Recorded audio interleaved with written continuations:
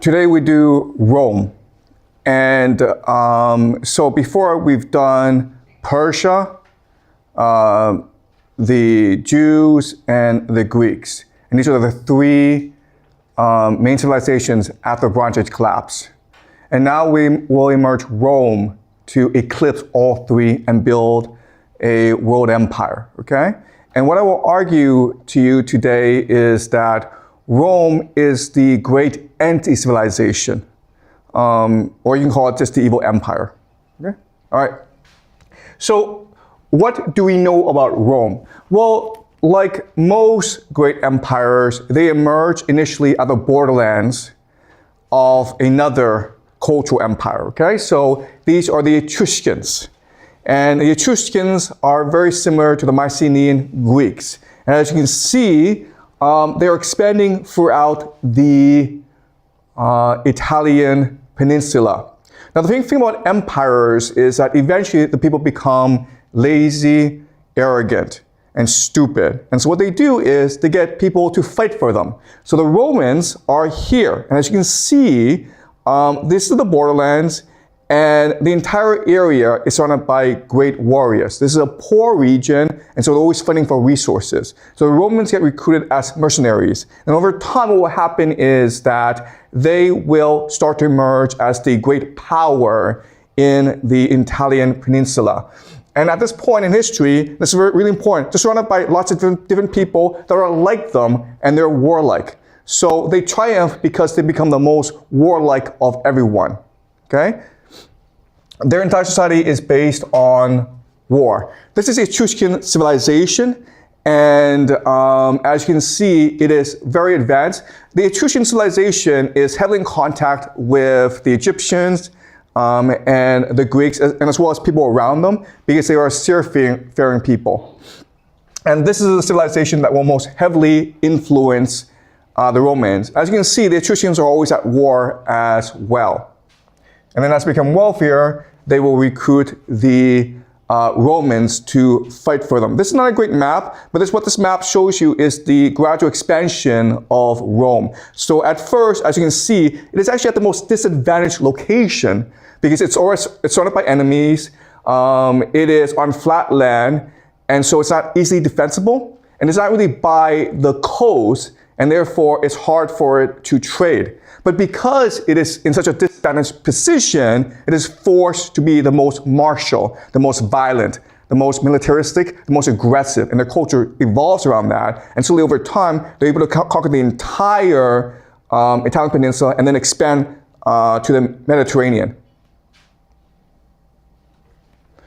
Okay, so this is another map that shows you Rome and how it's going to slowly expand over time. The way that it expands is through military conquest and then by building roads.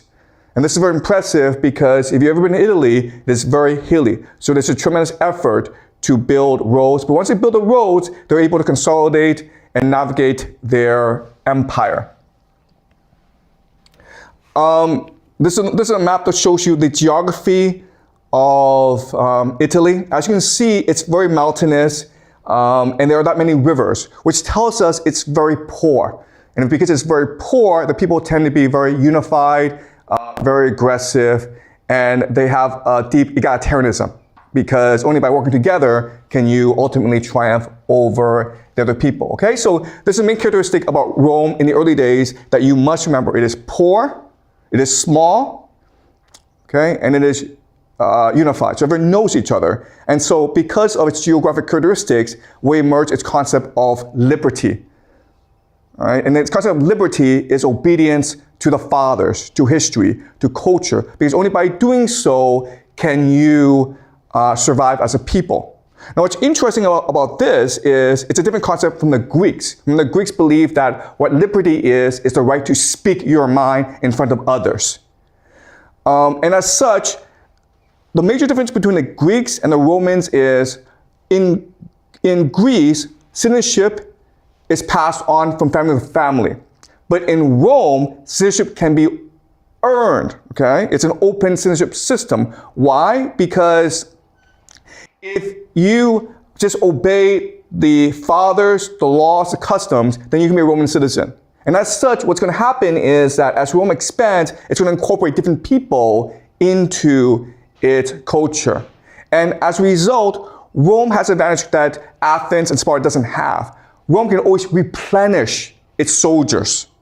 And as such, it can afford to lose war after war after war, but as it does so, it gets stronger and stronger because it's learning with each defeat. Okay, and that is the secret to Rome's ultimate victory.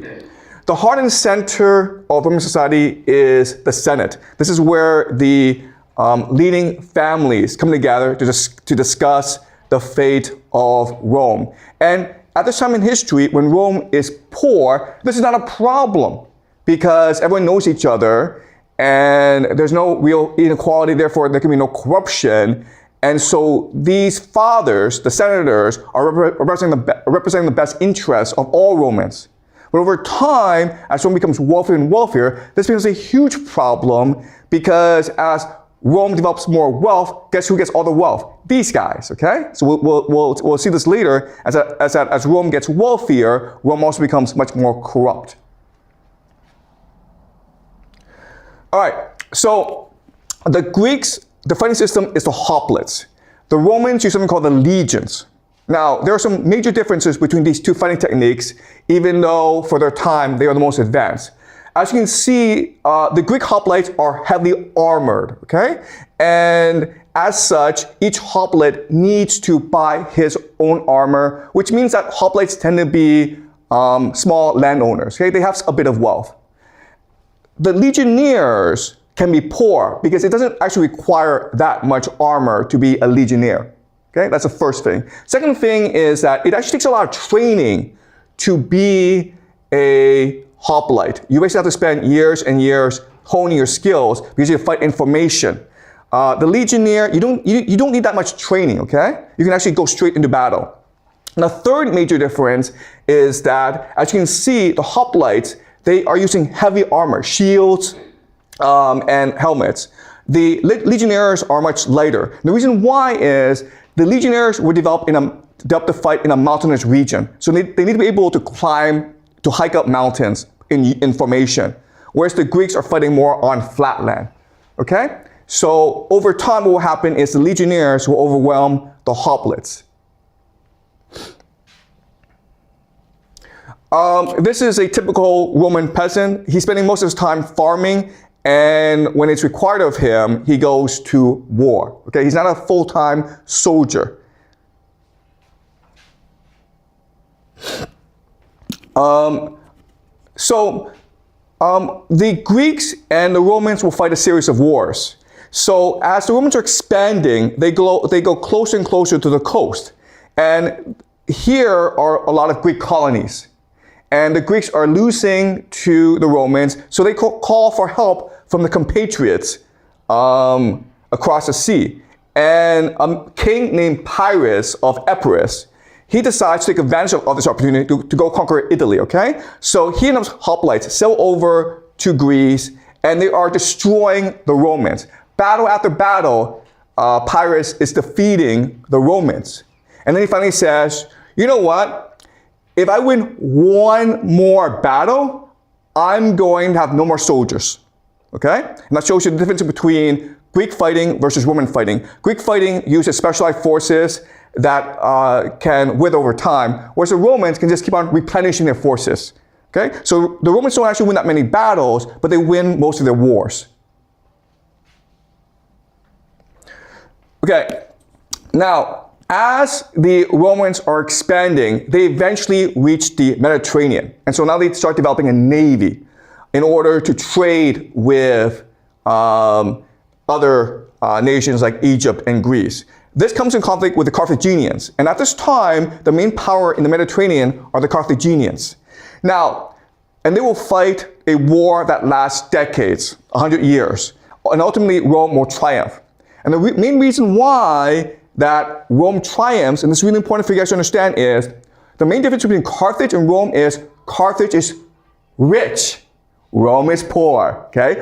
Why? What does this matter? Because if you're rich, what you can do is hire mercenaries to fight the war for you, and that's what Carthage does. But Rome is poor, therefore they must use their own citizens to fight the war, Okay, and so over time, the citizens become much tougher, much more unified. Whereas the Carthaginians, they become more corrupt, they become much more decadent.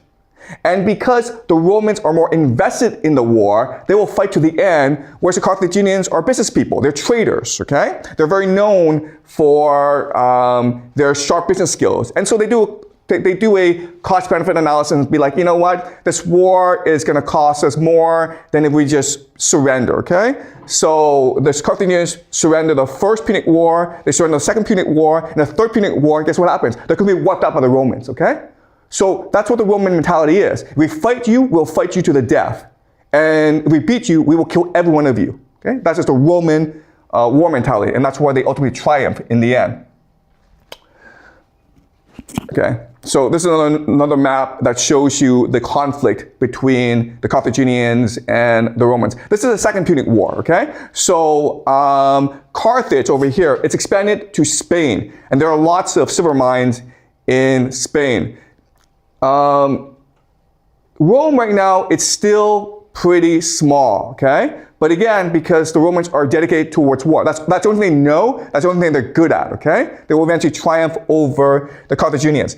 We actually don't know that much about the history of Rome, okay? But the most famous episode during the Second Punic War is when a Carthaginian general named Hannibal Barca, okay, he's in Spain and he decides he's going to go destroy Rome. Now, the way he does it is by crossing the Alps. Okay, so these are Alp mountains, and for the longest time, the Romans thought that this was a natural barrier. And what Hannibal Barca will do is he will cross the Alps with his war elephants and his army, land in Italy, and start attacking Rome. And in 3 decisive battles, Hannibal will destroy the entire Roman army. Okay, he will wipe out the entire Roman army. And at this point in history, Rome needs to surrender. Okay, so Hannibal sends an envoy to the Senate and tells them, I've destroyed every single one of your soldiers, you have no more army. Therefore, I am willing to talk peace terms. And the Senate is like, screw you, come get us. Okay? And this marks a turning point in Roman history. So let's look over some of the major events. This is Hannibal crossing the Alps, okay? One of the most famous military feats in human history.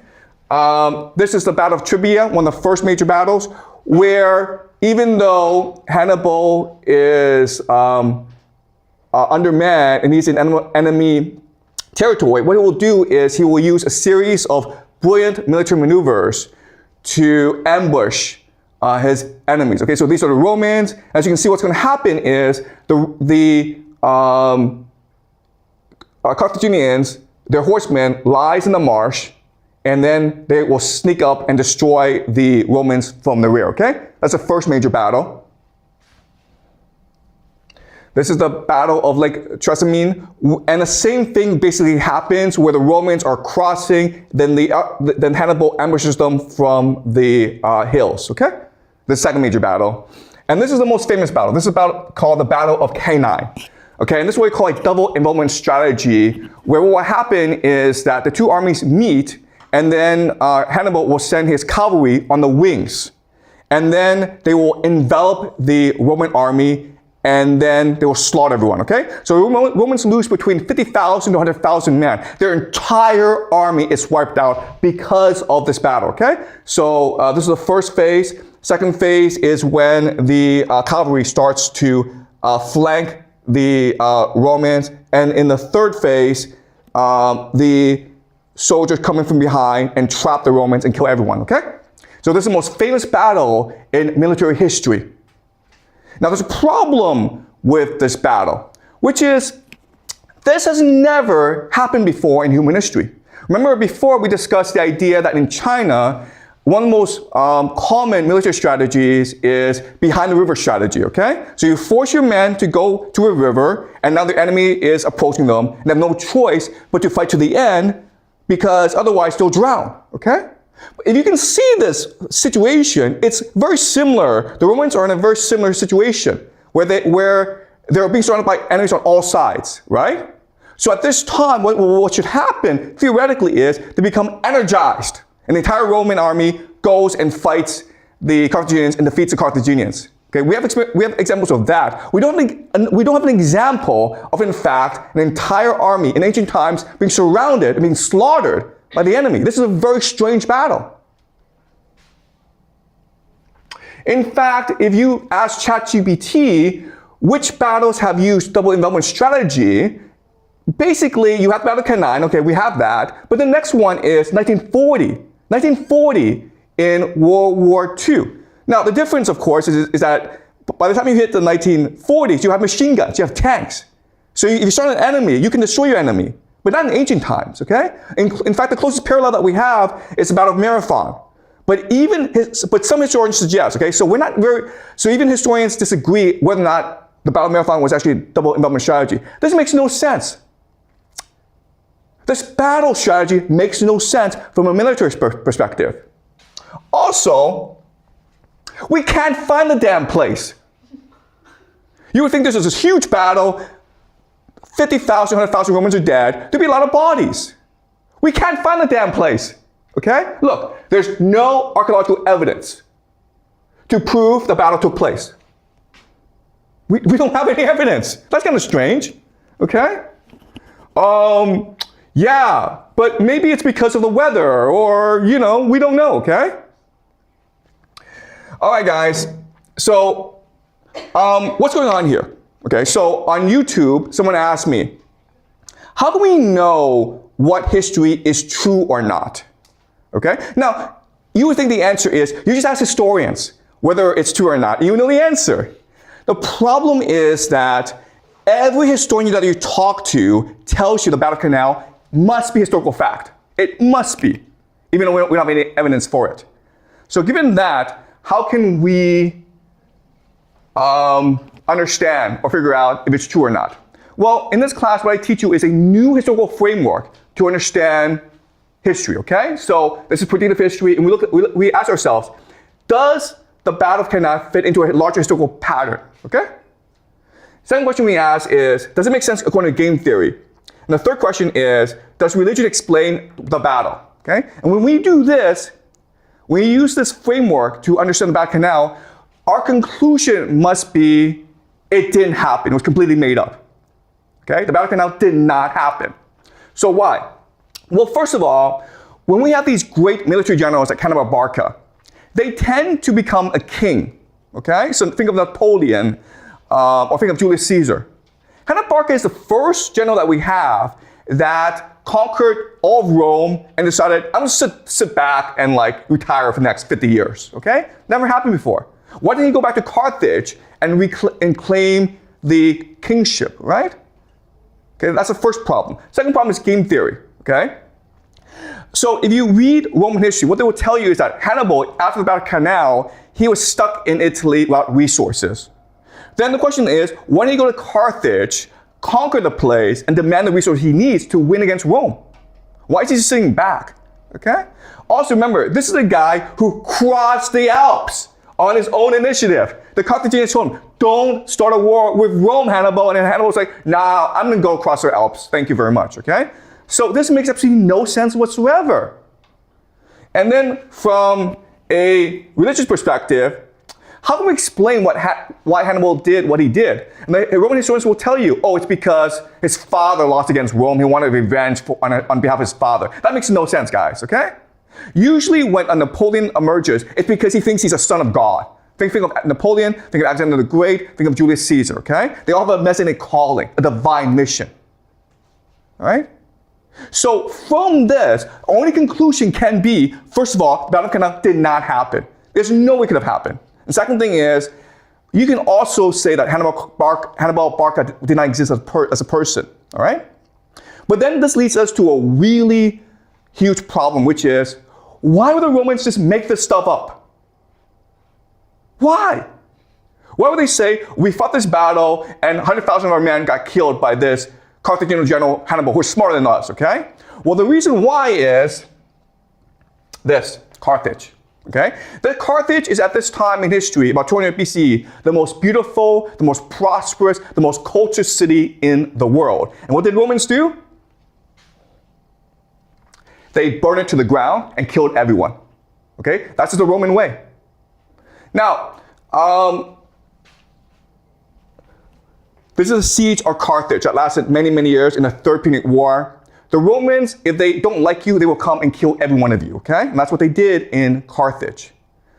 Now, during this war, a Greek named Polybius, okay? Polybius was a hostage of Rome, and he became the official historian of the Roman Empire. So this is a guy who invented the Battle of Cannae. Why? To justify the burning of Carthage, right? Because the Romans are like, why did we kill the Carthaginians? Because that's what we do, man, okay? But Polybius is Greek, and he understands that, if Rome, you're gonna be an empire, you need people on your side. You can't go around just killing people. You need to explain your actions. So in other words, Polybius, in order to justify the Roman Empire, create this entire history of the Second Punic War that didn't really happen, okay? Because now it's like, okay, well, the Romans felt threatened by Hannibal, right? Hannibal was going to destroy them. And so they all saw Carthage as a threat, and therefore they had to destroy Carthage. Now it's much more reasonable, okay? So Polybius basically made the entire history of Rome. The thing to remember about history is that if you're a military power, you don't write history. Why? Because you're not capable of reflection. You're not capable of deep cultural production. Okay? So the Romans won all these battles and got the Greeks to write the history for them, to just justify why they did what they did. Okay? Does that make sense, guys? All right? So again, I hate to say this, but basically, all Roman history is complete nonsense. All right? If you read Roman history, just don't believe anything you read, okay?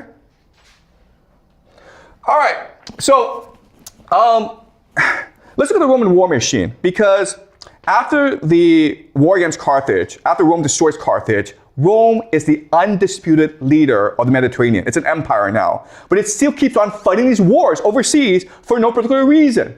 Why? Because it has no choice in the matter. This is the entire Roman war machine, okay? So, because Rome's a poor place, the only way that it can generate wealth is by conquering other people. Okay, so the nobility wants to go fight these wars overseas so that they can capture slaves. Why? Because they can get these slaves then to work their estates. Okay, so at this time in history, slaves are the main resource that people are fighting over. Okay, now to fight these wars, peasants are conscripted into the military. But once they leave the land, they need to feed their families, right? So what do? They borrow money with their land as collateral, okay? But over time, what happens is they can't pay back the interest, right? They default on the loan, and then landowners, nobility, seize the land. Then what they do is they get the slaves that they conquer to come work this land, right? Now, the peasants have no choice but to go to Rome to look for work because they've lost their land. And the Roman state gives them food. It's called a grain dole, okay? And so now the nobility wants to go fight more wars. What they do is they bribe the peasants to vote for more wars, and then the peasants can go and maybe win some booty, okay? Because they have no land. And so what's happening is that what the Roman war machine is doing is creating slavery, debt, corruption, and inequality, okay? And over time, what happens is that wealth becomes more consolidated in fewer hands, which creates conflict between the upper nobility and the lower nobility. The optimates are called the upper nobility, and the populares are called the lower nobility, okay? So what's the difference? Optimates just means the best of the best, okay? Why do I have so much money? Because I'm better than you are. In fact, my entire family is better than you are. Populares is where we get the word populist from. So this is lower nobility, people like Julius Caesar, who take advantage of the discontent in order to launch their political careers. And what they do is they promise the peasants, the people, more opportunities, okay? To take the wealth of the rich and give it more to the poor. Okay, so this is a conflict that will arise in Rome after the end of Carthage. And this will last for centuries until the very end of the Roman Empire. Okay? In other words, the Roman war machine doesn't know how to stop. Even when it becomes an empire, all this aggressive military energy then translates into civil war. Okay? So the Romans aren't killing other people, they're killing each other. All right, this is a question from a YouTube viewer, and Alara Ford asks, why are wars good at maintaining equilibrium? okay? Why is it that wars help reduce the problem of elite overproduction? Okay, and the reason why is, and I know it's hard for you guys to understand this, but wars are beneficial. All right, so let's go over the benefits of war. Well, first of all, you create social cohesion, right? You're fighting against another person, you have to stand together. So it creates a dialectic, a hatred of the other, which gives meaning and purpose to life, okay? It creates social mobility. If you're poor, you go fight a war, you get lucky, you can become pretty wealthy. Wealth destruction and generation, okay? So you're destroying wealth, which allows for more opportunities. Survival of the fittest, so population control. So basically, the strong survive in war, the weak die off. High fertility rate. Because so many people are dying, mothers are forced to have more and more children, okay? They don't have a choice in the matter. Release of social tension. So if people don't like each other, they go fight a war together and now they're best friends. Innovation, creativity, entertainment for nobility, okay? Competition. War is often just, the nobility just enjoys wars because it's like playing a chess game, okay? They're not the ones dying. Worst case scenario, they become hostages, right? All right, so again, what happens is that after Carthage is destroyed, the Romans turn against each other. Okay, the first one that happens is something called the social wars. Basically, it's the Roman allies who were told to fight a war and return, they were granted citizenship. They were not granted citizenship, so they rebelled against the Roman state, and this led to civil war, okay? But the problem is you're not fighting the Roman army, so you're not gonna win. So eventually, the Roman state had to give in and give citizenship to these people, okay? This is one of the most radical turning points in Roman history. So right now there's massive inequality in Rome. The nobility have all the land and they have slaves to work the land. The peasants are having problems feeding themselves in the cities, okay? So now what do you do? So this man is named Tiberius Gracchus and he's a reformer and he says basically, hey guys, here's what we're gonna do. The rich have all this land. We're not going to touch that because we have to respect private property. But there's all this public land that's not being used. It belongs to the Roman state. We have all these poor people that want to work the land, but they have no land. So what we'll do is this. We'll take public land that no one's touching, okay? No one's using this stuff. Give it to the people to work to generate more wealth for our society. We have more tax revenue. The people are happier. And yeah, and no one gets hurt. Okay? Perfect solution, right? Because he proposed a solution, the nobility, the optimates, beat him to death, okay? Not only did they beat him to death, they beat his brother to death as well. Okay? Why do they do this? Because nobility is, how dare you steal our public land from us? Okay? So nobility was like, this public land belongs to us, man. Because we are the state. Screw the people. Okay. All right, so of course, this leads to the rise of dictators. So there have been different dictators who've come to power and they've tried to solve this social conflict within Rome. The first is Marius, who promised reform but really didn't deliver. Then you have Sulla, okay? And Sulla's solution was really simple. Let's just kill all the reformers. Pretty simple, guys, okay? Our problem isn't the inequality. The problem is you got too many people who proposed reform. So he just killed all reformers, okay? And then after he killed all reformers, he retired. One of these reformers who got away was Julius Caesar, okay? So Julius Caesar, because his family was very wealthy, was able to escape Sulla. But he's a very ambitious man. So now he's gonna build his political career based on the discontent of the people. And what he's gonna do is that he's going to bribe his way into office so that he can get a generalship to go invade Gaul, okay? So he goes to Gaul, which is in modern-day France. He spends many years there. What's he doing there? Okay.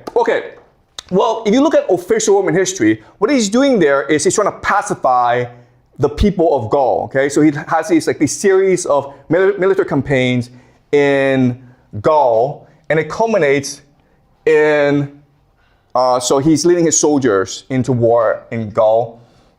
And it culminates in something called the Battle of Alesia, which is one of the most famous battles in history. Basically what's happened is that This is the very last battle of Caesar's Gallic campaign. What he's done is he's surrounded a village where his enemies are, okay? But his enemies send word to all the Gallic tribes to come and converge against the Romans. So what the Romans do is they build fortifications to block out the invaders, okay? So they're fighting wars on both fronts. They're fighting in the inside against the enemies trapped here. They're also fighting against the enemies coming from outside as well. And Alesia is one of the greatest battles in human history. And again, we have reason to think that this didn't happen, okay? So what was Caesar doing in Gaul, and why was he starting all these wars? The answer is really simple, okay? There are three reasons. The first is, remember, slaves are the most valuable commodity at this time. So what he's doing is he's basically capturing slaves.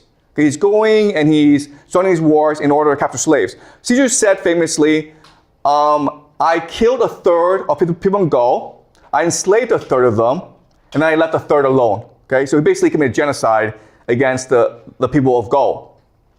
And what's important to understand is he probably exaggerated. He probably didn't kill a third. Why? Because if he captures slaves, a lot of this money has to go to the Roman state. But if he pretends to kill the Gauls, but actually enslaves them, then all the money goes to him, okay? So by enslaving people, he became filthy rich. In fact, he became the wealthiest man in Rome. And he used his money to bribe his friends into office, okay? So he became also the most politically powerful individual in Rome. That's the reason number one why he went to Gaul. Second is that Caesar was trying to build a loyal army, a private army that was loyal to him.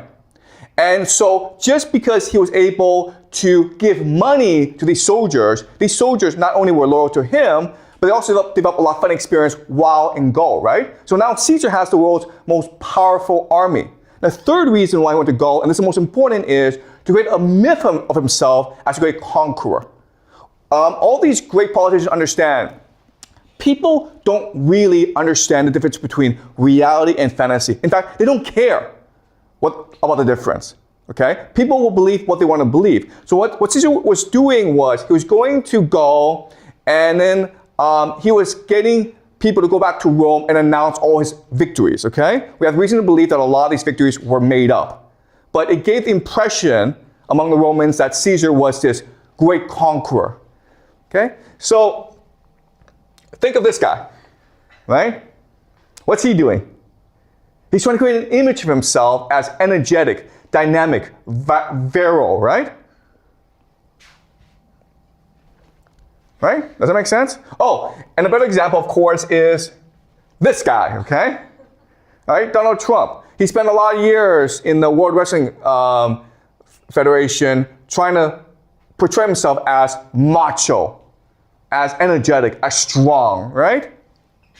And then for over 10 years, he had the most popular television show on TV called The Apprentice, where he pretended to be this savvy genius of a business person, right? The Apprentice. And this is what really launched his political career, all right? So this is all these great politicians understand. If you really want to have a great political career, you have to create a myth of yourself as an entrepreneurial military genius. Okay, so after Gaul, the Roman Senate basically gets really annoyed at Caesar because they understand what he's trying to do. He's trying to become king of Rome. So they basically try to impeach him, okay? They want to put him on trial. So Caesar basically rebels against them, and this starts a civil war. And what's going to happen is that Caesar is going to go conquer the entire Roman Empire. Now, it's one man and his army against the entire empire. So he should have lost. The problem is that the Optimates are really stupid, arrogant, and lazy, okay? Pompey, General Pompey, is fighting for the Optimates, and he's going against Caesar. And Pompey's strategy, it's really simple, okay? Caesar has control over Italy. There's a problem though. Italy is poor. It does not produce enough food. So all we have to do is lay siege to Italy, and the people will starve, war is over. That's all we have to do, right? We don't have to fight Caesar. Just lay siege to Italy. The people starve, the people rebel against Caesar, and then Caesar loses the war. The problem, though, is the optimists were afraid that if Pompey won the war, then they would make Pompey king, right? So what the optimists wanted to do was force Pompey and Julius Caesar into a battle and kill both, okay? They wanted to destroy both. And this led to something called the Battle of Pharsalus. Remember, at this time, Caesar needs to go fight Pompey, but Pompey doesn't have to actually fight Caesar, but the optimists force him to fight in a battle called Pharsalus, okay? And in this battle, because Caesar has a loyal army, they defeat Pompey, even though Pompey has more soldiers. Okay? And then what Caesar will do is then go conquer the entire Roman Empire, and he makes himself dictator of Rome. And this, of course, leads to his assassination. Why is he assassinated? Because the Romans are afraid that he'll make himself king, and he will abolish the debt of the people, and he will reappropriate the land and give it to the people, okay? He will basically make himself king by making Rome a much more equal and egalitarian place. And so they killed him. And this led to more civil war in which Augustus Caesar will be triumphant because he will inherit Julius Caesar's army. And at the Battle of Actium in 31 BC, he will destroy Mark Antony and Cleopatra, making himself the supreme ruler of the Roman Empire. Okay? And he's really considered the first Roman emperor. But what's really important for us to understand is, at this point in history, the problems of Rome don't really go away. He is emperor, and during his time, things are stable. But after he dies, the Roman Empire goes back into civil war. And it does not stop fighting civil war until its very collapse, okay? What makes him emperor is the fact that he will take Egypt and turn it into his private property. And he will use the wealth from Egypt to fund the army. So all the soldiers are now loyal to him individually as opposed to the Roman state. Okay? Now, Augustus Caesar, he was not a military genius, but he appreciated that if the Roman people were to survive, they needed a culture as distinct and as powerful as Greek culture. At this time in history, the Greeks were culturally dominant. And he was afraid that over time, all Romans would just become Greeks. So he needed to create a culture that was distinct from the Greeks, but also considered much more powerful than the Greeks, okay? So that was his major contribution to the Roman Empire. So what he does is, he takes the work of Polybius. Remember, Polybius is the main architect of the history of Roman Empire, and he tells Livy to basically rewrite the history, but from a Roman lens, as opposed to a Greek lens, okay? So this is a really famous book written by Livy, sponsored by Octavius Caesar, okay? So we're going to read a bit of it to understand the Roman mentality, okay? All right. All right, so what's happening is this. The book starts with the founding of Rome. And in the Roman tradition, what's going to happen is the Romans are descendants of Troy. Remember, Troy in the Iliad was destroyed by the Greeks. How did the Greeks destroy Troy? Through trickery, through deception, right? The Trojan horse. And then what will happen is the Greeks flood into the city and kill everyone. But there's a Trojan general named Aeneid and his wife Cretia. What they will do is they will escape, okay? Troy, in order to found Rome. Now, Cretia is the wife, and what she will do is, as they're leaving Troy, she will kill herself in order to allow Aeneid to escape fully. Okay? So in the Roman tradition, all that matters is the father. Okay? So you can see the father can't walk, so Aeneid has to shoulder him to the ship. And women don't matter at all. Okay? That's the Roman tradition. All right, so what happens next is Rome is founded by twins, Romulus and Remus.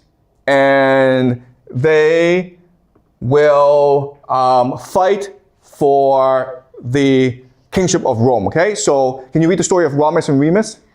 Remus is said to have been the first to receive an omen. 6 vultures appeared to him. The augury had just been announced to Romulus when double the number appeared to him. Each was saluted as king by his own party. The one side based their claim on the priority of the appearance, the other on the number of the birds. Then followed an angry altercation. Heated passions led to bloodshed. In their tumult, Remus was killed. The more common report is that Remus contemptuously jumped over the newly raised walls and was forthwith killed by the enraged Romulus, who exclaimed, "So shall it be henceforth with everyone who leaps over my walls." Romulus thus became sole ruler, and the city was called after him, its founder. So Romulus and Remus are twins, okay? They love each other. And Rome was founded on violence, okay? That's the very nature of Rome, a city based on violence. This story, if you remember, so now Romulus founds a city called Rome, and he invites anyone to join him. And over time, they become much more powerful, and they threaten their neighboring states. And these states cannot defeat Rome in war. So what they decide is, you know what? We can't beat the Romans in battle, but if our daughters don't marry into them, they'll be dead after 1 generation. They won't have any children, okay? So there's this compact among the nations of Italy not to marry into Rome.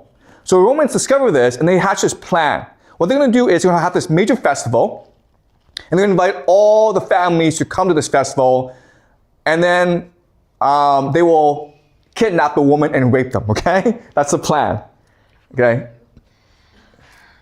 They were invited to accept hospitality at the different houses, and after examining the situation of the city, its walls and the large number of dwelling houses it included, they were astonished at the rapidity with which the Roman state had grown. When the hour for the games had come and their eyes and minds were alike riveted on the spectacle before them, the preconcerted signal was given, and the Roman youth dashed in all directions to carry off the maidens who were present. The larger part were carried off indiscriminately, but some particular beautiful girls who had been marked out of the leading patricians were carried to their houses by plebeians told off for the task. Alarm and consternation broke up the games, and the parents of the maidens fled, distracted with grief, uttering bitter reproaches on the violators of the laws of hospitality, and appealing to the god to whose solemn games they had come, only to be the victims of impious perfidy. Okay, so this is actually a very serious crime, because when you invite people into your house, there are these laws that you must show hospitality to your guests. Otherwise, you will offend the gods themselves. Because it's possible the person you invite into your house is a god himself, okay? So what the Romans did was outrageous. Okay, The abducted maidens were quite as despondent and indignant. Romulus, however, went round in person and pointed out to them that it was all owing to the pride of their parents in denying rights of intermarriage to their neighbors. They would live in honorable wedlock and share all their property and civil rights, and dearest of all to human nature would be the mothers of freemen. He begged them to lay aside their feelings of resentment and give their affections to those whom fortune had made masters of their persons. An injury had often led to reconciliation and love. They would find their husbands all the more affectionate because each would do his utmost, so far as in him lay, to make up for the loss of parents and country. These arguments were reinforced by endearments of the other husbands, who excused their conduct by pleading the irresistible force of their passion, a plea effective beyond all other in appealing to a woman's nature. Okay, so the Romans are pretty disgusting, okay? They rape a woman and said, it's your fault, or it's your parents' fault. And I really couldn't control myself, so sorry, man. But I'll be nice to you, okay? Yep. All right, so this is a pretty memorable event in Roman history. It's called the rape of the Sabine Women, okay? And these are different artworks depicting the event. Okay, so the fathers are obviously pissed about this, okay? So a huge army is created to rescue the woman back. And now these Roman soldiers are now facing this huge army. And when this happens, as about the clash, these women who are raped, they come screaming forward in the middle and say, stop, stop, stop. You're my husband. You're my father. We don't want you to fight, okay? Can you read, please? Then it was that the Sabine women, whose wrongs had led to the war, throwing off all womanish fears in their distress, went boldly into the midst of the flying missiles with disheveled hair and rent garment. Running across the space between the two armies, they tried to stop any further fighting and calm the excited passions by appealing to their fathers in the one army and their husbands in the other not to bring upon themselves a curse by staining their hands with the blood of a father-in-law or son-in-law, nor upon their posterity the taint of parricide. If they cried, you are weary of these ties of kindred, these marriage bonds, then turn your anger upon us. It is we who are the cause of the war. It was we who had wounded and slain our husbands and fathers. Better for us to perish rather than live without one or the other of you, as widows or as orphans. The armies and their leaders were alike moved by this appeal. There was a sudden hush and silence. Then the generals advanced to arrange the terms of a treaty. It was not only peace that was made, the two nations were united into one state. The royal powers was shared between them, and the seat of government for both nations was Rome. Okay, so this can possibly happen, right? So these women are abducted, the fathers try to rescue them, and then the women say, hey, it was our fault. Like, let's just all be one big family, okay? So this is one of the founding myths of Rome. And I keep on saying this, but like, just take all of Roman history and just like throw it in the garbage, okay? Because it's basically all made up. All right, so Rome becomes more and more powerful, and now they have a king, okay? But over time, their king becomes very corrupt. Their king is Tarquinius Superbus. Superbus just means arrogant. And his son falls in love with a noble woman named Lucretia. But Lucretia is already married to a man named Colantinius. And so the prince decides to go, rape her, okay? And yeah, okay. They found Lucretia sitting in her room, prostrate with grief. As they entered, she burst into tears, and to her husband's inquiry whether all was well, replied, no, what can be well with a woman when her honor is lost? The marks of a stranger, Calatinus, are in your bed, but it is only the body that have been violated. The soul is pure. That shall bear witness to that. But pledge me your solemn word that the adulterer shall not go unpunished. It is Sextus Tarquin who, coming as an enemy instead of a guest, forced from me last night by brutal violence a pleasure fatal to me, and if you are a man, fatal to him. They all successively pledged their word and tried to console the distracted women by turning the guilt from the victim of the outrage to the perpetrator and urging that it is the mind that sins, not the body. And where there has been no consent, there is no guilt. It is for you, she said, to see that he gets in deserts. Although I acquit myself to the sin, I do not free myself from the penalty. No unchaste woman shall henceforth live and plead Lucretia's example. She had a knife concealed in her dress, which she plunged into her heart and fell dying on the floor. Her father and husband raised the death cry. Okay, so she is raped by the prince, and her husband and best friend, the best friend is named Lucius Brutus, okay? They try to console her, and they know she's distraught, okay? But Lucretia is like, no, I don't be consoled. I want revenge. We're Romans, man. We fight to the bitter end. If you hit me, I go kill you. If you kill me, I go kill your entire family, okay? And that's just the Roman way. So what happens is, like Brutus, Lucius Brutus, he leads a revolt against the king, and the king is forced out of Rome. And now Rome is a republic. It's now run by the nobility. And a lot of people aren't happy with this system because before, if you're good friends with the king, you do whatever you want. But now you have to follow the laws of Rome. And so people conspire against the new republic. And a couple of the conspirators include two of Lucius Brutus' sons, okay, his two sons. And the conspiracy is found out, and all the conspirators are arrested, and they're condemned to death. Lucius Brutus decides he's going to put his own sons to death. So he orders and organizes the execution of his two sons. Okay? Their punishment created a great sensation owing to the fact that the consular office imposed upon a father the duty of inflicting punishment on his own children. He who ought not to have witnessed it was destined to be the one to see it duly carried out.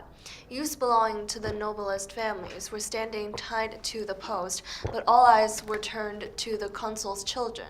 The others were unnoticed. Men did not grieve more for their punishment than for their crime, which had incurred it, that they should have conceived the idea in that year above all, of betraying to one who had been a ruthless tyrant and was now an exile and an enemy, a newly liberated country, their father who had liberated it, the consulship which had originated in the Junian house, the Senate, the plebs, all the Rome possessed of human or divine. The consuls took their seats, the lictors were told off to inflict the penalty. They scourged their bare backs with rods and then beheaded them. During the whole time, the father's countenance betrayed his feelings, but the father's stern resolution was still more apparent as he superintended the public execution. So you're a father, right? And these are your two sons. You love your two sons more than anything else in the world. You are forced by the law to execute your two sons, okay? Now, most fathers would be like, you know what, I'm gonna call in sick. I'm gonna go home and sleep until my sons are dead. Lucius Brutus is like, no, I'm gonna actually watch my two sons get killed. Not only that, but I'm gonna organize their execution, okay? And we can imagine, okay, this is Lucius Brutus, and he has to watch as his sons are being beheaded right before him. And he's the one ordering their execution. As you can see, people are disgusted. They have to look away. And people are looking at his expression. And you can see the emotional turmoil in his face, right? There's hatred, there's disgust, there's contempt, there's guilt. He hates himself, right? He hates his son, but he hates himself even more. There's all this crazy energy, hateful energy that's being unleashed. The Roman way is to take all this energy and turn it against your enemy, okay? That's a secret of the Roman military. To create a society so hateful, so angry, so vicious, that people have all this demonic energy in them that they can now use against your enemy, okay? So let's see what happens. What's gonna happen now is the king decides to attack Rome because his conspiracy has failed, right? What Lucius Brutus is gonna do is ride out and meet the army head on, okay? Can you read, please? So 2 armies from these cities followed Tarquin to recover his crown and chastise the Romans. When they had entered the Roman territory, the consuls advanced against them. Valerius, with the infantry and phalanx formation, Brutus reconnoitering in advance with the cavalry. Similarly, the enemy's cavalry was in front of his main body, Aeneid, Tarquin, the king's son, in command. The king himself followed with the legionaries, whilst still at a distance. Aeneid distinguished the consul by his escort of lictors. As they drew nearer, he clearly recognized Brutus by his features, and in a transport of rage exclaimed, "That is the man who drove us from our country. See him proudly advancing, adorned with our insignia. Ye God, avengers of kings, aid me." With these words, he dug spurs into his horse and rode straight at the consul. Brutus saw that he was making for him. It was a point of honor in those days for the leaders to engage in single combat, so he eagerly accepted the challenge, and they charged with such fury, neither of them thinking of protecting himself. If only he could wound his foe, that each drove his spear at the same moment through the other's shield, and they fell dying from their horses with their spears sticking in them. Okay, so you see what happened, okay? So Brutus is traumatized by the execution of his two sons. There is now a void in his heart. There is now a tear in his heart, right? But this tear is unleashing all this energy that he can now use against his enemy. Okay, that is a secret. Trauma is a drug. The Roman way is to use trauma as a drug to empower you against your enemies. Okay? All right, so the problem, though, is that the Roman army is much smaller than the king's army. So the Romans are forced back into their city. They have to hide behind their walls, and they're under siege. And there's a Roman nobleman named Mucius. And Mucius decides to offer a proposal to the Senate. He says to the Senate, listen, we're never going to beat this king's army. What I can do is I can sneak into his camp and assassinate the king. And so the Senate is like, sure. So Mucius swims across the Tiber, and he sneaks into the enemy camp. And he sees it's payday. Okay, so there's two men, the king and the secretary, giving out cash, giving out money to the soldiers. And they look the same, they dress the same. And Mucius doesn't know which is which. And at this point, he should be like, you know what, I'll come back another day and figure out who's the king. But now he's like, you know what, it's 50-50, it's a coin flip. So he takes his dagger and he stabs the guy, and it turns out to be the secretary. And he's arrested, okay? And he appears before the king, and the king says to him, you tell me the truth, or I will burn you in this fire. And then Mucius says, okay, the truth is this. I am one of hundreds of young Roman men who have sworn to come and kill you. One of us will succeed. I failed today, but tomorrow someone else will come. And if he fails, someone else will come as well. And then the king says, are you telling the truth? If you are not telling the truth, I will burn you alive. And then Mucius is, you know what? He takes his hand, okay? He takes his hand and he puts it in the fire. And his hand is being burned, okay? He's just like, ha ha ha, ha ha ha, ha. The king is freaked out. He's like, you Romans are the craziest bastards. You guys are demonic. I'm out of here, okay? Then the war is over. All right? All right, can you read, please? Here alone, and helpless in the utmost peril, he was still able to inspire more fear than he felt. I am a citizen of Rome, he said. Men call me Mucius. As an enemy, I wish to kill an enemy, and I have as much courage to meet death as I had to inflict it. It is the Roman nature to act bravely and to suffer bravely. I am not alone in having made this resolve against you. Behind me there is a long list of those who aspire to the same distinction. If then it is your pleasure, make up your mind for a struggle in which you will every hour have to fight for your life and find an armed foe on the threshold of your royal tent. This is the war which we, the youth of Rome, declared against you. You have no serried ranks, no pitched battle to fear. The matter will be settled between you alone and each one of us singly. The king, furious with anger and at the same time terrified at the unknown danger, threatened that if he did not promptly explain the nature of the plot, which he was darkly hinting at, he should be roasted alive. Look, Mucius cried, and learn how lightly those regards their bodies who have some great glory in view. Then he plunged his right hand into a fire burning on the altar. Whilst he kept it roasting there as if he were devoid of all sensation, the king, astounded at his preternatural conduct, sprang from his seat and ordered the youth to be removed from the altar. "Go," he said, "you have been a worse enemy to yourself than to me. I would invoke blessings on your courage if it were displayed on behalf of my country. As it is, I send you away exempt from all rights of war, unhurt and safe."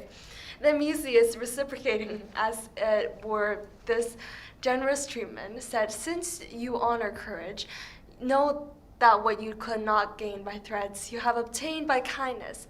300 of us, the foremost amongst the Roman youth, have sworn to attack you in this way. The lot fell to me first. The rest, in the order of their lot, will come each in his turn, till fortune shall give us a favorable chance against you." Okay, so the Romans are crazy, okay? They are demonic. All right, so none of this is true, okay? It can't possibly be true. You can't put your hand in a fire and like not feel anything, okay? But where this is coming from is from the Proto-Indo-European myth. Remember when we discussed the steppes people, they had a mythology, okay? So what the Romans are doing is they're taking this mythology and they are adapting it to their own history, okay? So everything that we've read is not true, but the Romans thought it was true. Okay, and remember, people cannot differentiate between fantasy and reality. So as long as you believe it is true, then it's true. Okay, and this is how Romans behave. So so the story of Lucius Brutus kicking out the Tarquins is the story of the third man stealing the cattle. Okay, so basically stealing a throne from Tarquin. And the story of the man sacrificing his twin is the story of Romulus and Remus, okay? All right. All right, so now we get to the most famous of all Roman epics called the Aeneid. And so at this time again, Augustus Caesar has a problem in that everyone acknowledges the Greek culture to be superior. Why? Because of Homer, okay? Because of the Iliad. Remember, we read the Iliad, and we remember how the Iliad ends with an act of love and forgiveness and compassion, right? Achilles feels guilt for what he's done, for killing Patroclus. He takes out this rage on Hector, right? Which is a Roman way. And then Priam comes and forgives Achilles by kissing his hand, and this allows Achilles to escape his guilt, and they forgive each other.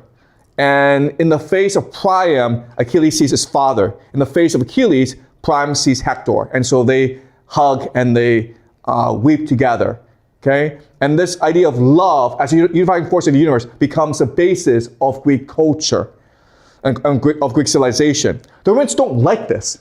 For them, if you're a culture based on hate, love is the greatest enemy, okay? So what is going to happen is Augustus Caesar is going to ask a poet named Virgil to rewrite this story in a way that puts hate at the center of the universe and not love, okay? All right. All right, so this is the Aeneid by Virgil, considered one of the greatest books in human history. It is a complete piece of crap, okay? It's propaganda. All right, when you read it, you see how terrible it is. And basically, Virgil, who was the most famous poet in the Roman Empire at this time, he's being ordered by Augustus Caesar to write the Aeneid. And they write it together, basically. Basically, with each draft, Virgil has to read it to Augustus Caesar, and then Augustus Caesar tells him how to rework it so it captures the Roman spirit. When Virgil was about to die, he asked for the book to be burned, okay? Because he, as a poet, understands that if you are using the gift of God, poetry is the gift of God, to promote hatred, then you're gonna burn in hell, man, okay? So he asked for this book to be burned, but Augustus Caesar, no, I like it the way it is, okay? So this is a rewriting of the Iliad. Now what's gonna happen is this. The Greeks have broken into Troy, and they're killing everyone, okay? And the son of Achilles, named Pyrrhus, is killing the sons of Priam. And Priam faces Pyrrhus, and he tells Pyrrhus, you are the son of Achilles. Achilles was a noble person. Have you no mercy? And then Pyrrhus is like, no. And then he kills Priam, okay? All right, so can you read, please?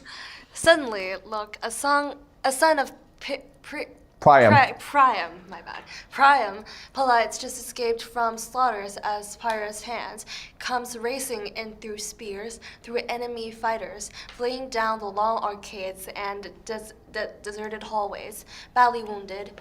Pyrrhus hot on his heels, a weapon poised for the kill, about to seize him, about to run him through and pressing home as Polites reaches his parents and collapses, vomiting out his lifeblood before their eyes. Okay, so this is very similar to the death of Hector, right? So remember, Achilles kills Hector and Priam witnesses it, right?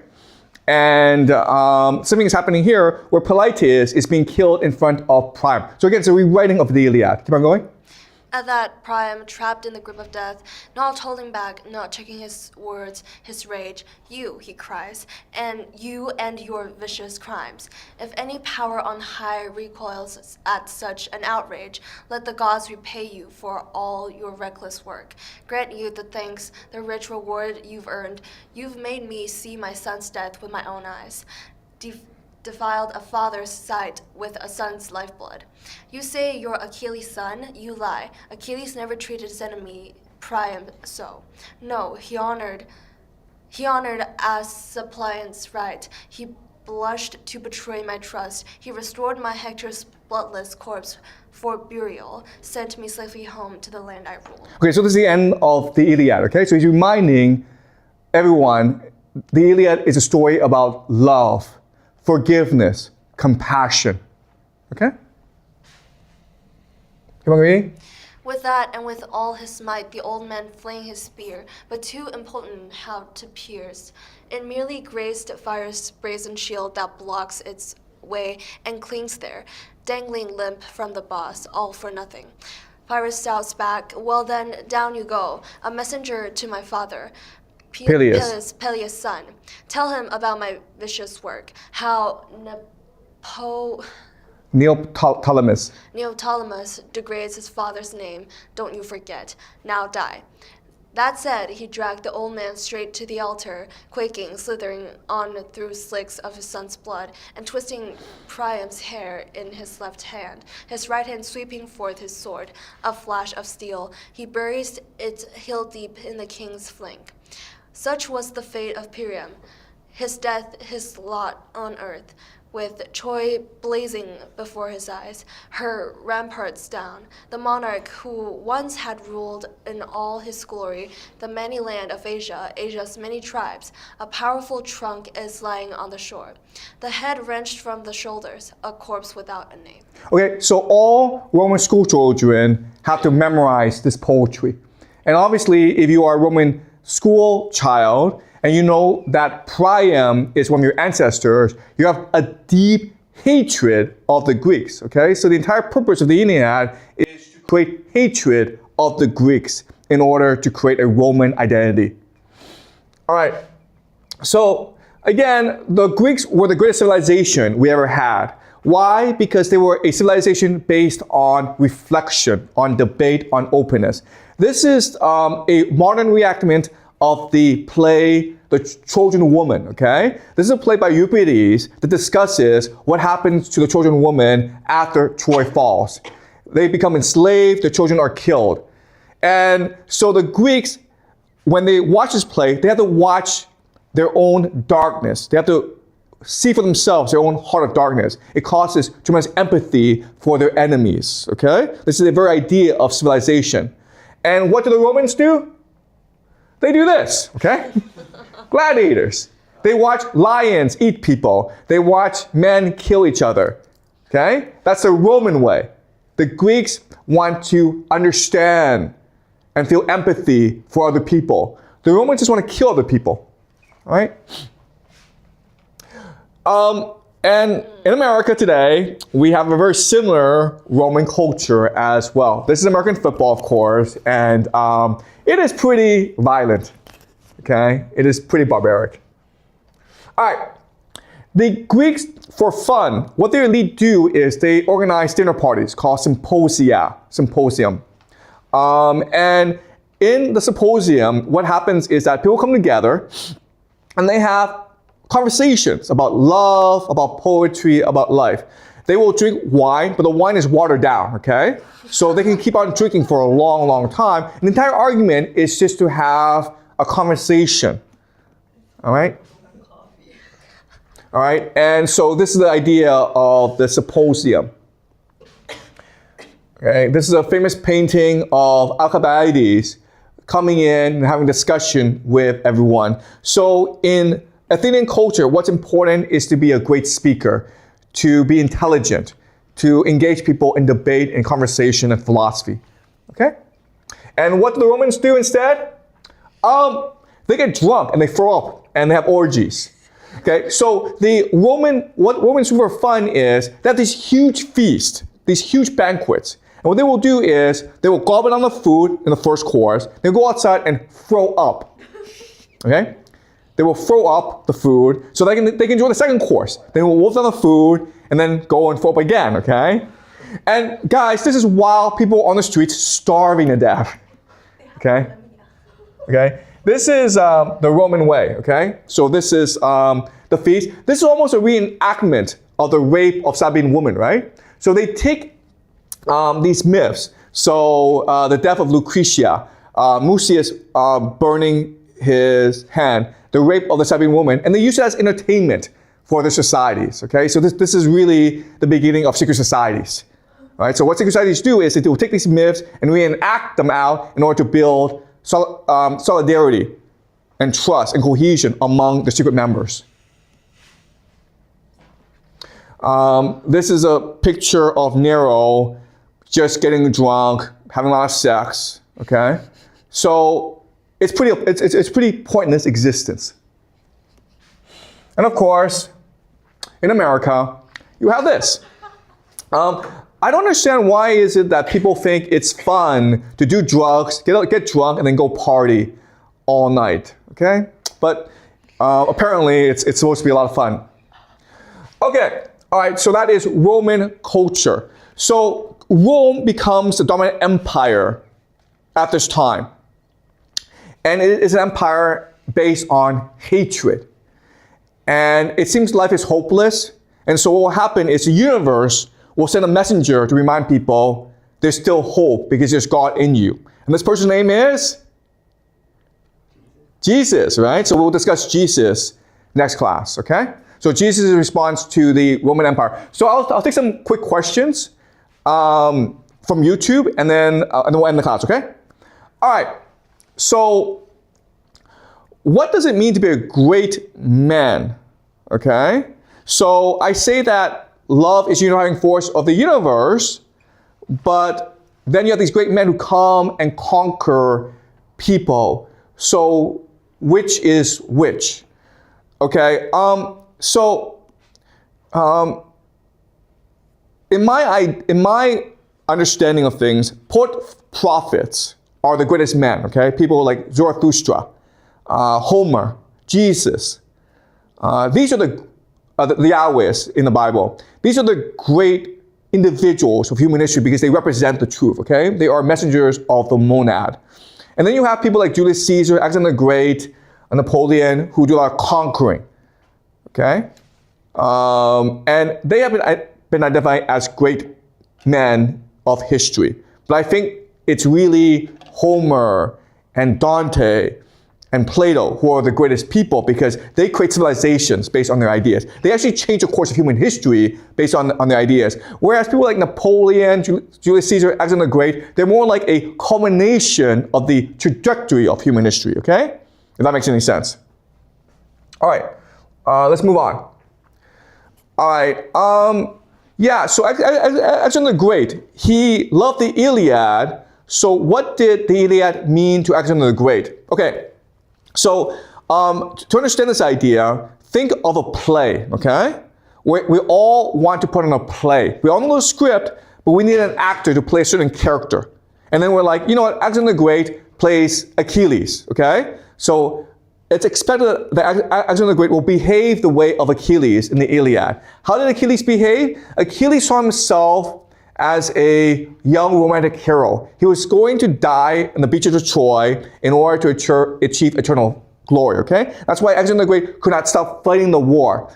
In every battle, he was leading the charge because he wanted to die in battle. He wanted to be Achilles. Only by dying in battle could he achieve the fame of Achilles, okay? So he was acting out the play. What's important is that he himself saw himself as the reincarnation of Achilles, and everyone else saw him as also the personification of Achilles as well, okay? So that's how this works. All right. This person asks, why is it that Denmark, Norway, these Scandinavian countries are so different from other countries? Okay, well, first of all, they're small, okay? They're really small countries, millions of people. Everyone knows each other. If you go to Denmark, everyone knows the prime minister of Denmark. Maybe she was their neighbor or their friend. If they don't know the prime minister, then they know a friend who knows the prime minister. So it's a really small place, okay? That builds cohesion. That's number one. Number two is, guys, Denmark, Norway are really cold places. That means that people spend a lot of time indoors together talking and becoming friends, okay? And also because it's so cold, they have to work together. Now, the third factor is, these countries are surrounded by lots of dangerous enemies. Germany, Russia, Sweden, okay? And as such, they learn that it's really important to stick together and to work together. Now, what's interesting is that if you go to a place like Holland, you go and you think it's very egalitarian. But what's really interesting is that it's actually one of the most unequal places on earth because the aristocrats have a lot of money. But the problem is, the difference is, like, the aristocrats understand that if the people are happy, they're more safe, okay? So the aristocrats will actually promote and support the welfare state because of social cohesion, okay? All right, a couple of questions. So we are moving to the age of digital technology, artificial intelligence. Does it mean that empires will change over time? Okay, this is something that I will discuss towards the end of the semester, to the end of this course. And it's a really interesting idea where, okay, you're an empire, you're lazy, arrogant, and stupid, but maybe with artificial intelligence, you have more control over people. And in theory, that's true, okay? Once you have the AI system, you'll be able to control people better. But you have to first build the AI system. And that takes a lot of effort and energy. And if you're in a dying empire like America, you don't have the energy to build this AI system, okay? What you do have is a lot of desire and motivation to create an AI scam, okay? So ChatGPT is a scam, guys. It's not really doing anything. But you can actually take this technology and create like a matrix to enslave people psychologically, mentally, okay? And we'll discuss this towards the end of the semester. We call this transhumanism, all right? All right. Okay, so the Athenians and Spartans didn't want to destroy each other, but that led to the rise of Macedonia. How did that happen? And the answer is because they didn't care, okay?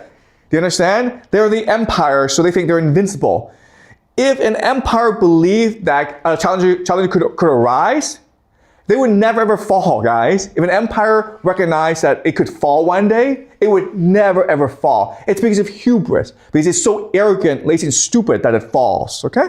So it's impossible for either Athens or Sparta to imagine that Macedonia would one day overtake them. All right, last question is about secret societies. How does secret societies work? All right, so this is something that we'll discuss towards the end of the course, okay? But why is it that secret societies are so powerful? All right, to understand this, let's just do a thought experiment, all right? So imagine this. There's 4 groups of 100 people each, okay? And then there's this huge mountain, the Himalayas. And the task is to get everyone to the top as soon as possible, okay? As quickly as possible. And there are 4 teams, okay? Team 1 is like, you guys can do whatever you want, okay? We don't care. Team 2 is like, if everyone gets to the top, you get $1 million each, right? Team 3 is one of the team members has a child who's gonna die unless you get to the top, because at the top is this magic doctor who can save your son, okay? That's team 3. Team 4 is there are these demons that are chasing you, and you won't be able to sleep. You won't be able to live in peace if you don't stop running from these demons, okay? So guess what? Team 1, Team 2, Team 3, Team 4, who wins? Team 4, obviously, right? That's secret societies. Secret societies create so much trauma. They create so much guilt and hatred and contempt that they're forced to keep on moving and running, okay? That's the Roman way, guys. Okay, remember Lucius Brutus. He killed his own 2 sons. What do you do after that? Well, you have to go kill someone else, okay? And then after you kill him, what do? You go kill someone else. And you keep on going because the guilt of killing your own 2 sons, it's too much to bear. If you just stop and you rest, your sons will appear before you as ghosts. And they'll be like, Dad, why did you kill us? What did we do? Why did you kill us? You cannot bear that guilt. So you have to keep on moving forward. You rush forward, okay? Even if it kills you, all right? So at this time, we have so much guilt. You either conquer the world or you kill yourself. Your choice. And that's why secret societies are so powerful, guys, okay? Not because they have secrets. Okay, I actually don't know if they have secrets or not, all right? But I imagine they don't have secrets. But I imagine like they do so much evil in the world that they can only do more evil in order to escape the evil that they've already done, okay? It's as though demons are chasing them. Does that make sense, guys? Yes. All right, so questions? So I think I did not fully understand the part which the Romans rape of those women and women blame the sins on themselves. I think that part, I think it's a bit confusing, I think. Okay, so first of all, you need to understand all this Roman history is nonsense, okay? None of it is true. Okay? These are all just mythologies to create the Roman character. Okay, so the rape of the Sabine Women didn't really happen. But what the custom is, if I go kill you, I kill you and I steal your wife. Okay, so it's just a metaphor for war. Does that make sense? Okay? Okay. And but what this is saying is like if you go and kill your enemy and you steal his wife, the wife will thank you. All right. So it's creating this mythology. All right. But why would the wife thank you? Like The wife won't thank you. The wife will hate you. But Yeah. do you care? Not. You don't care. Okay. The winners write the history. You understand? When you become a slave, you are not allowed to speak. You're not allowed to think for yourself. You have to do whatever the man tells you to do. Okay? Does that make sense? Mm-hmm. So even though you feel hate for the man who's killed your family, you're now a slave. So if you lost your soul, and if you lost your soul, it means I can do whatever I want to your mind as well as your body. Okay? So this is the Roman way. And guys, it's no different from any empire that emerged after the Romans, okay? The British Empire is the same way. The American Empire is the same way as well.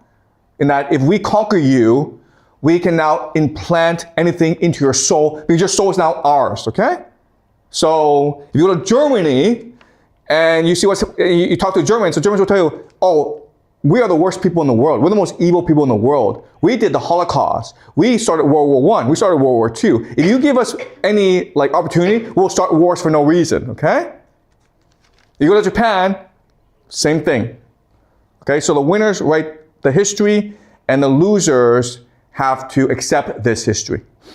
Okay, does that make sense? Any more questions, guys? I remember when you were talking about Julius Caesar, you said the only reason why he survived was because, survived the Holocaust. Not the Holocaust, but people in Rome were being killed, I think. And he was able to survive because his father had a lot of money, had a lot of wealth.